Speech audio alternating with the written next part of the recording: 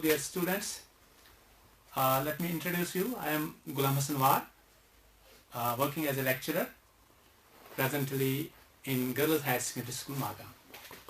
And today I am going to teach you a poem of class 7th, that is Trees, written by Joyce Kilmer.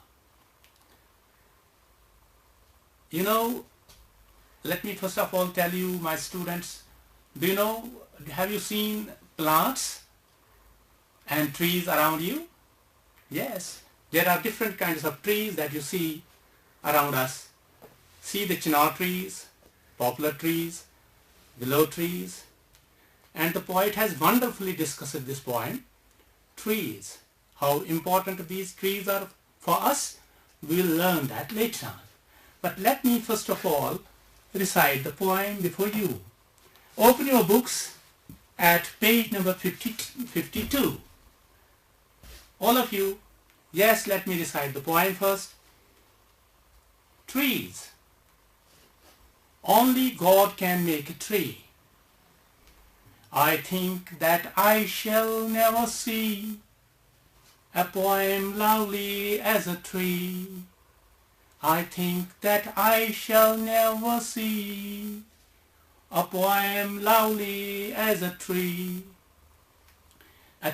whose hungry mouth is pressed against the earth's sweet flowing breast, a tree whose hungry mouth is pressed against the earth's sweet flowing breast, a tree that looks at God all day and lifts her leafy arms to pray, a tree that looks at God all day and lifts her leafy arms to pray, a tree that may in summer wear a nest of robins in her hair, a tree that may in summer wear a nest of robins in her hair, upon whose bosom snow has lain, who intimately lives with rain, upon whose bosom snow has lain, who intimately lives with rain. Poems are made by fools like me, but only God can make a tree. Poems are made by fools like me, but only God can make a tree. See how wonderfully the poet has written this poem. And let me tell you in Urdu also, because maybe you are 7th class students, you may not understand me. No doubt I speak very sweet English. You can enjoy this, but still, let me tell you the meaning in Urdu first. In the very first couplet of the poem, the poet says, I think that I shall never see a poem lovely as a tree. See how wonderfully the poet has used a simile here. I'll tell you about poetic techniques also. A poem lovely as a tree. So the poet compares this poem, the tree, with the tree, a lovely tree. But he thinks it so only. He does not say that poem is more lovely than that of the tree. But trees are the loveliest things on the earth. He says, I think that I shall never see a poem lovely as a tree. So which is lovely? That is, tree is lovely. Then the poem. And it is a simile here. So a simile is a comparison of two things. Poets use different poetic techniques in order to use the meaning, in order to compare the things, or in order to make poetry beautiful, make it understandable. So that's what poet uses in the very first couplet, in the very first stanza, a simile. In poetry, poets use verses, then couplets, 2-line stanza is called a couplet, 3-line stanza is called a triplet, 4-line stanza is called a quatrain. Remember and write this. Write down it on your notebooks. A 4-line stanza is called a quatrain. 5-line stanza is called a quintet. And the 6-line stanza is called a sestet. When we have the 7-line stanza, it is a septet. And when there is 8-line stanza, that is an octave. Then there are stanzas like this: 9-line stanza, 10-line stanza, 14 lines poem, that is a sonnet, and different kinds of poems you see. And here in the very second couplet, second stanza, the poet says, "A tree whose hungry mouth is pressed." See how he wonderfully gives us the personification, a poetic technique and a visual image. हम तस्वीर करते हैं, सोचते हैं कभी इस बारे में. For example, I will tell you what this imagery is. There the poet uses an imagery. There are different kinds of poetic techniques that come in imagery. If I ask you, just I'll take you around the Dal Lake. Just keep your eyes closed for 2 seconds and then see how the beautiful gardens of this Mughal garden is there, with flowers, plants, chinar trees, green grass. That comes in your mind. That is imagery. That is a visual image. Okay? Okay. Now, when I talk about personification, here in this couplet, the poet uses personification. That is, a tree whose hungry mouth is pressed. He gives us a personification is a poetic technique where the poet personifies, gives human quality to a non-human thing. That's why he says, here the tree is a non-human thing. No doubt it is a living thing, but I can say it is a non-human thing. He says, a tree whose hungry mouth is pressed. P-R-E-S-S-E-D. It is not pressed. See how, just remember the pronunciation of the words as well, because in the poems, the poets use different rhymes, the rhyming words. So pressed is here a word, and then see another line, against the earth's sweet flowing breast, B-R-E-A-S-T, breast, chhati, chest, and this means the upper layer of the earth. How wonderfully the poet uses this image. Now see, a tree that looks at God all day and lifts her leafy arms to pray. Whatever plants you see here on earth, trees, plants, mostly these big trees, the poet says that these big trees with their leafy arms, full of leaves, these, what I say, unki tahniyan, these are full of leaves, and these are this upright. It means that these branches also pray to God Almighty Allah, and these are always praying. So he says wonderfully, this is an image as well as the personification, because who pray to God? Human beings. But here the poet says, no, not only the human beings, but also the trees. The branches are always upright, just praying for the betterment of humanity on earth, for our humanity.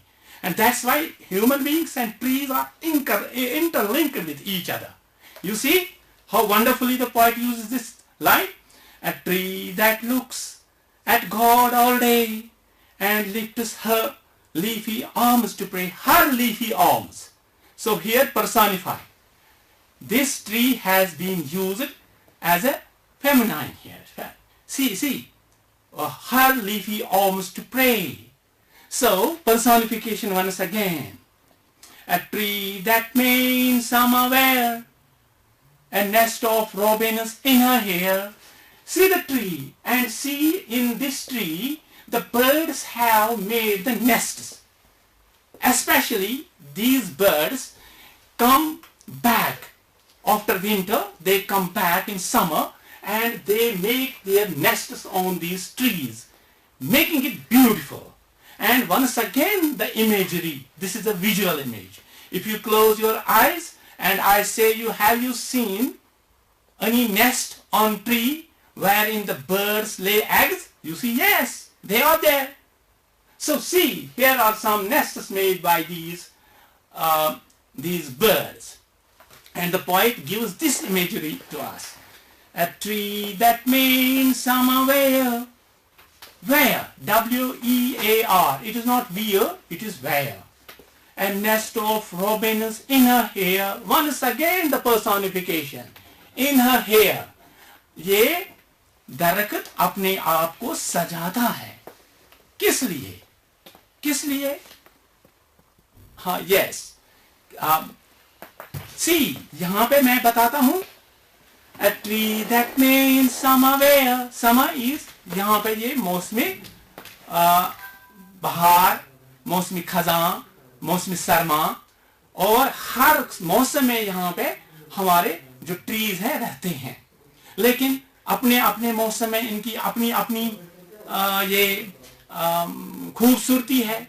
जब हम मौसमी सरमा में देखते हैं तो किस तरह से ये स्नो से, बर्फ से ढके हुए होते हैं, और जब मौसमी बहार आती है तो किस तरह से ये पत्ते एक बार फिर आते हैं, greenly. See, that's what the poet says. Upon whose bosom snow has lain. Bosom, B-O-S-O-M. What is this? Bosom, not bosom. Correct pronunciation. Upon whose bosom snow has lain. Winter में, मौसमी सरमा में, इस साल तो बहुत यहाँ पर बर्फबारी होगी. अब देखो कि 2, 3, 4, 5 फीट हर जगह. So it was full, the earth was full of this snow. Everywhere we were seeing this, we saw snow here. हर जगह हमने बर्फ को पाया. क्या आप बर्फ में खेले ना? आप देखो, घर पर आप पार्क में खेलते थे, वहां पर खेलते थे, हर जगह तो बर्फ ही बर्फ दिखाई देती थी. पोइट ने इस पोएम में उसी इमेज को, this is visual image. If I ask you just to close your eyes and think about the winter season, what will happen? You will definitely, आप ये देखोगे, हाँ सचमुच तो इस साल तो हम बिल्कुल बर्फ में खेले, बर्फ में इधर कूदे, आप तो बर्फ में वो बर्फ के बालों से खेल रहे थे. यहां पर पोएट ने बहुत ही अच्छे अंदाज में इस कोपलेट में बता दिया है. A tree that may in summer wear, a nest of robins in her hair, upon whose bosom snow has lain, who intimately lives with rain. So once again, the poet says that snow and rain, these are interlinked because we get rain from snow, or it is a part of the rain. जो बर्फ होती है ना, ये दरअसल जब सर्दी ज्यादा पड़ती है तो ये रेन ड्रॉप्स जो होते हैं उनमें वो बर्फ में तब्दील होते हैं. ये जो आप ये जानते हैं साइंस में. तो इंग्लिश में पोएट ने कहा कि ये एक दूसरे से मिले हुए होते हैं.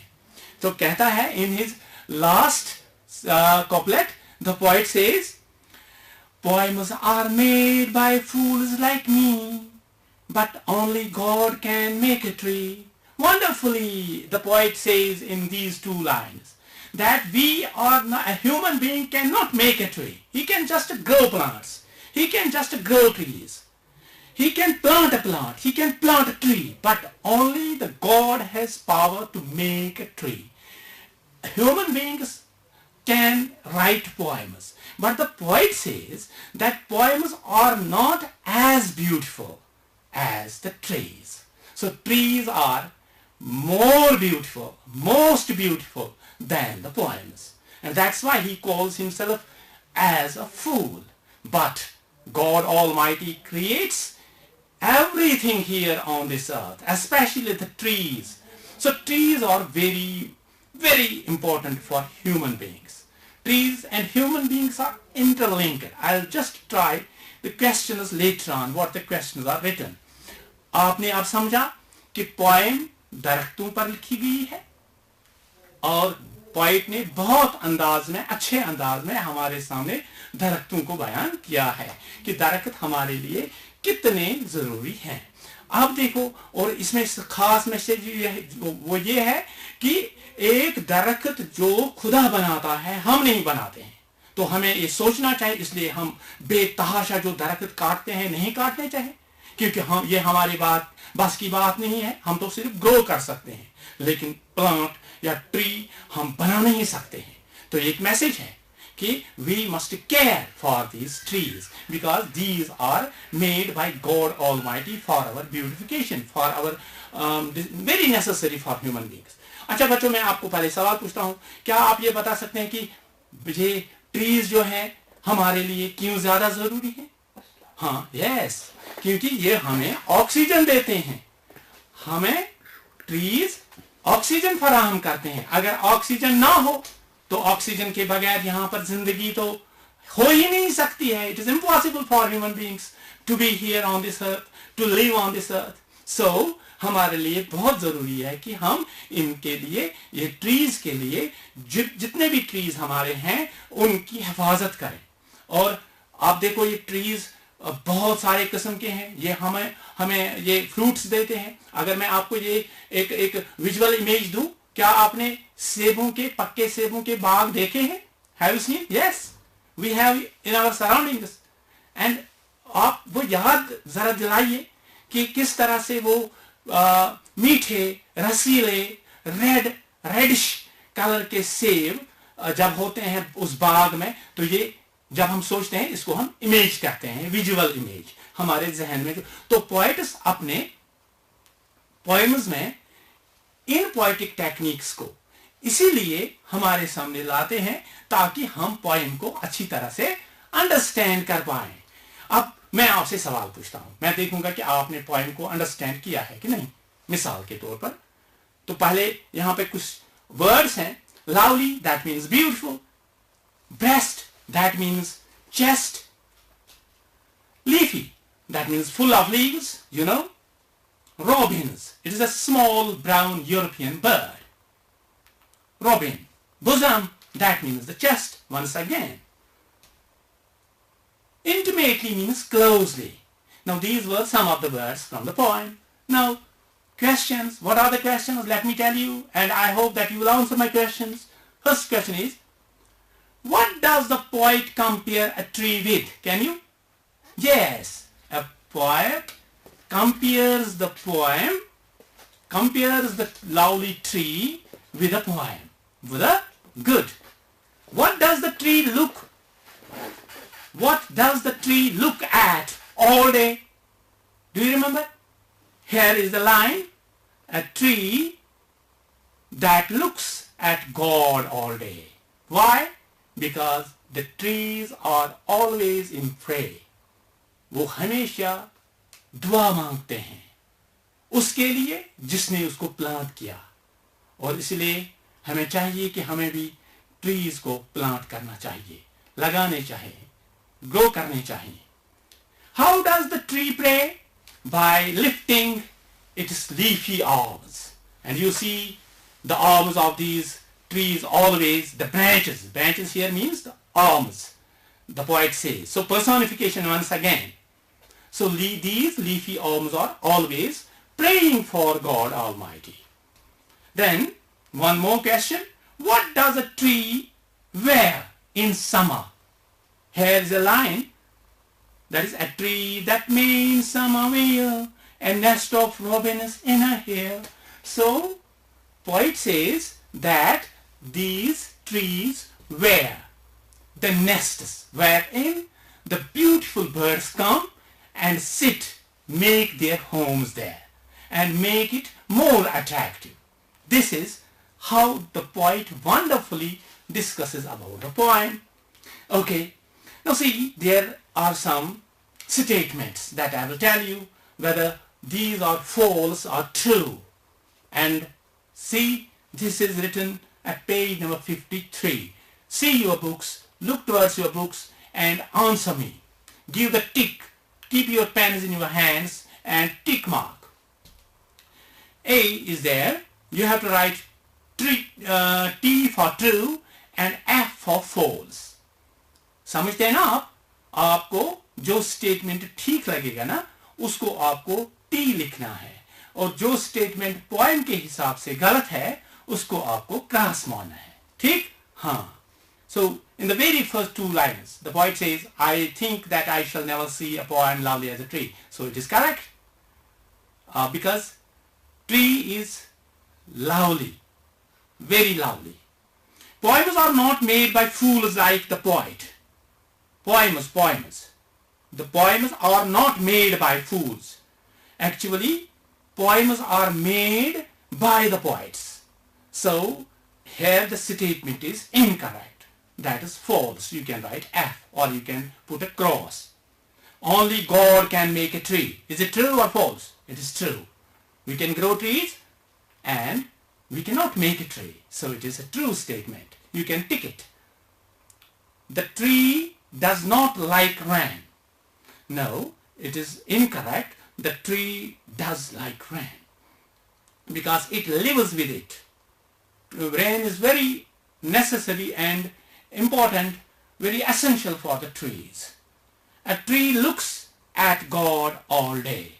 It is true. Now see, these were some of the statements. Now what can you search from the poem? You see there are many nouns in the poem.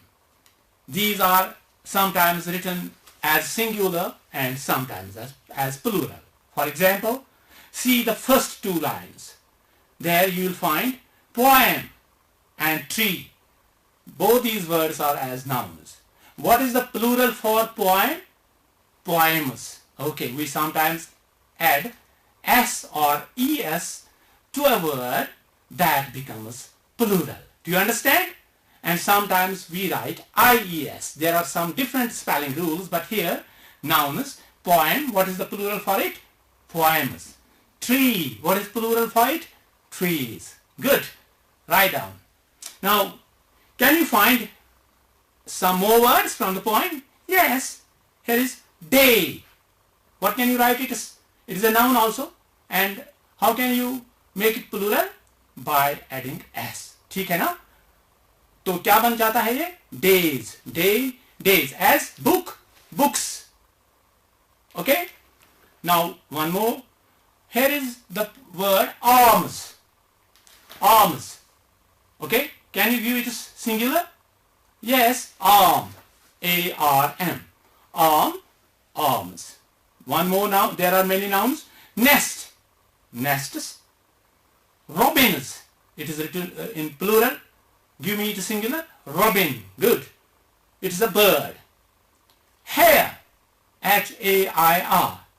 When you see a lot of hair, that means only black without white, then you can write hair as plural also. But when you see there white also, you can write as hairs. Another very important exercise from the poem, that is rhyming words.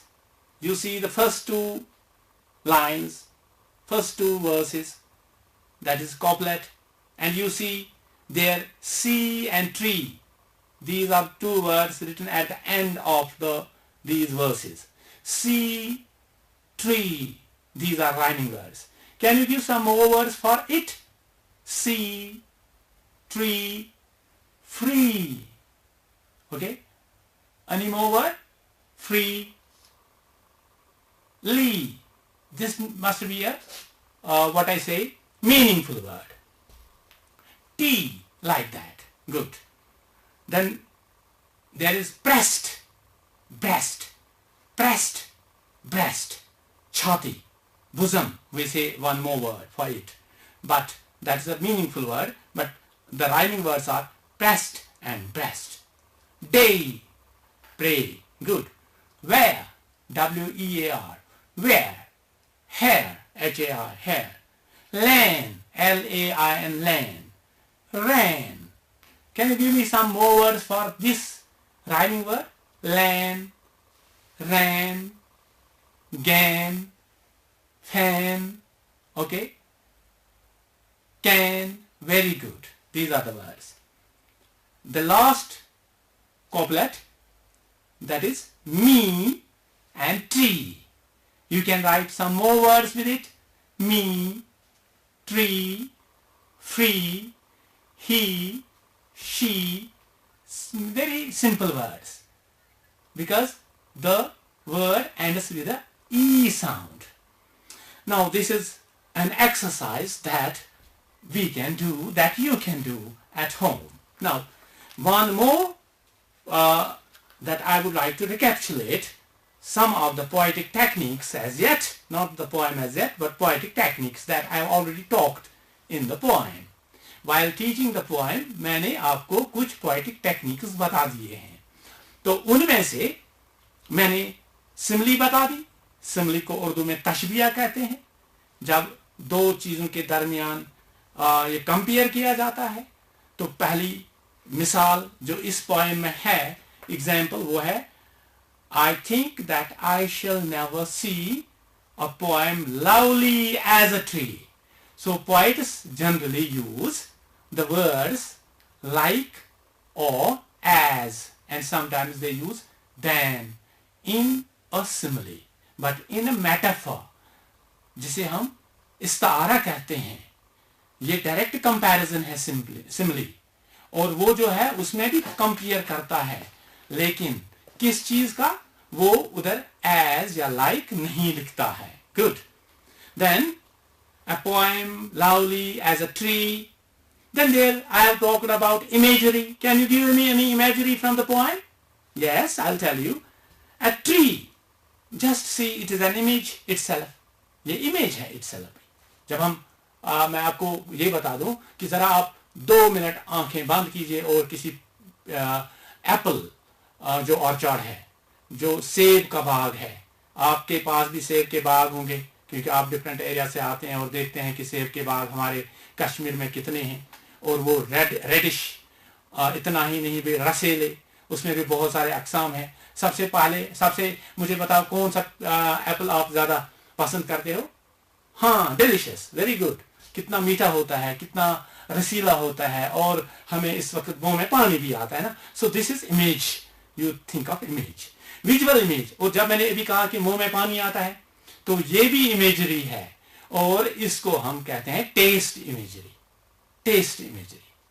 जब हम Apple खाते हैं तो बहुत सारा रस, मीठा रस हमारे मुंह में आता है, तो इसको हम क्या कहते हैं?